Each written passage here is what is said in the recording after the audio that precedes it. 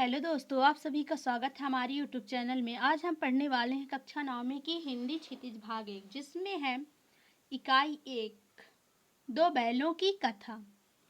बच्चों, इसके लेखक हैं प्रेमचंद्र जी। प्रेमचंद्र जी का जीवन परिचय हम पिछले वीडियो में अपलोड कर चुके हैं। जिसे आप नहीं देख रहे तो हमारे चैनल के प्लेलिस्ट में जाकर देख लें।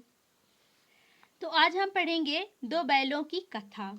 दो बैलों की कथा के माध्यम से प्रेमचंद्र ने कृषक, समाज और पशुओं के भावात्मक संबंध का वर्णन किया है।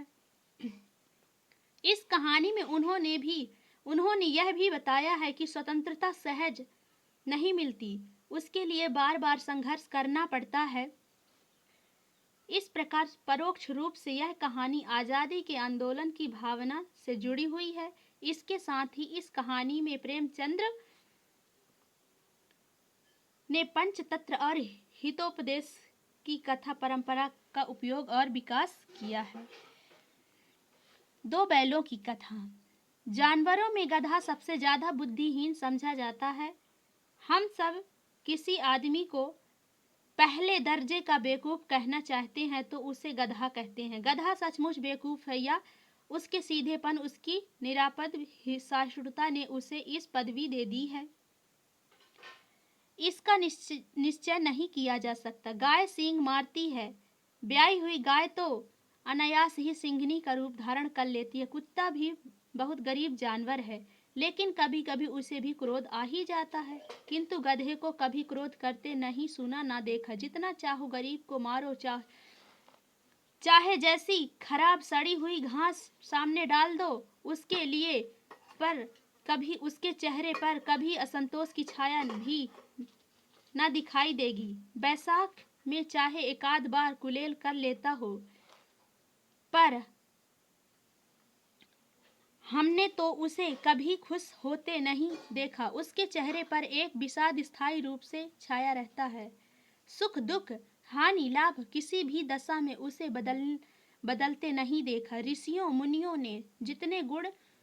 मुनियों के जितने गुण हैं वे सभी उसमें पराकाष्ठ को पहुंच गए हैं, पर आदमी उसे बेवकूफ कहता है। सद्गुण का इतना अनादर कहीं नहीं देखा। कदाचित सीधापन संसार के लिए उपयुक्त नहीं है। देखिए ना, भारतवासियों को अफ्रीका में क्या दुर्दशा हो रही है, क्योंकि अमेरिका में उन्हें घुसने नहीं दिया जाता। बेचारे शराब नहीं पीते, 4 पैसे कुछ समय के लिए बचा कर रखते हैं, जी तोड़कर काम करते हैं, किसी से लड़ाई झगड़ा नहीं करते, 4 बातें सुनकर गम खा जाते हैं। कहा जाता है वे जीवन के आदर्श को नीचा करते हैं। अगर वे ईंट का जवाब पत्थर से देना सीख जाते तो शायद सभ्य कहलाने लगते। जापान की मिसाल सामने है। एक ही विजय ने उसे संसार की सब जातियों में नागण्य बना दिया, लेकिन गधे का एक छोटा भाई और भी है जो उससे कम ही गधा है, और वह है बैल। जिस अर्थ में हम गधे का प्रयोग करते हैं, कुछ उसी से मिलते जुलते अर्थ में बछिया के ताऊ का भी प्रयोग करते हैं। कुछ लोग बैल को शायद बेवकूफों में सर्वश्रेष्ठ कहेंगे, मगर हमारा विचार ऐसा नहीं है। बैल कभी कभी मारता भी है। कभी कभी अड़ियाल बैल भी सामने देखने में आता है, और भी कई रीतियों में अपना असंतोष प्रकट कर देता है। अतएव उसका स्थान गधे से नीचा है। झूरी काछी के दोनों बैलों के नाम थे हीरा और मोती। दोनों पछाई जाति के थे, देखने में सुंदर, काम में चौकस, ढीले में ऊंचे। बहुत दिनों साथ रहते रहते दोनों में भाईचारा हो गया था। दोनों आमने सामने या आसपास बैठे हुए एक दूसरे से मूक भाषा में विचार विनिमय करते थे। एक दूसरे के मन की बात कैसे समझ जाता था हम नहीं कह सकते। अवश्य ही उनमें कोई ऐसी गुप्त शक्ति थी जिससे जीवों में श्रेष्ठता का दावा करने वाला मनुष्य वंचित है। दोनों एक दूसरे को चाट कर और सूंघ कर अपना प्रेम प्रकट करते।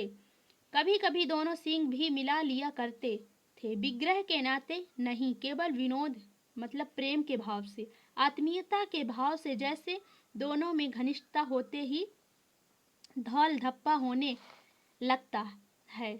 इसके बिना दोस्ती कुछ फुसफुसी, कुछ हल्की सी रहती है, जिस पर ज़्यादा विश्वास नहीं किया जा सकता।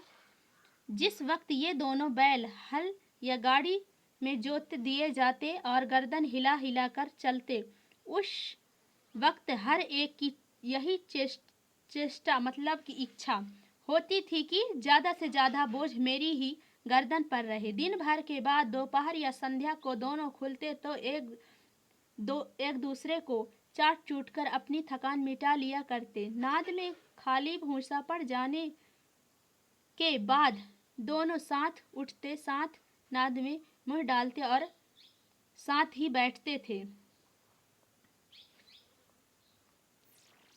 एक मुंह हटा लेता तो दूसरा भी हटा लेता था।